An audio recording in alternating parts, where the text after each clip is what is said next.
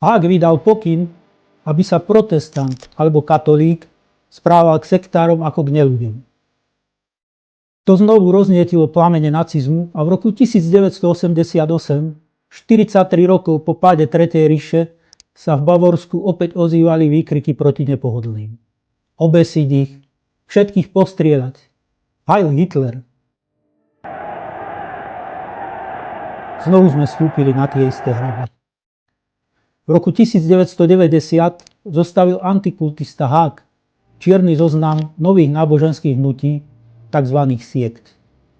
Ale až o 16 rokov neskôr Spolkový ústavný súd Nemecka rozhodol, že v boji proti týmto skupinám sa použilo ohováranie.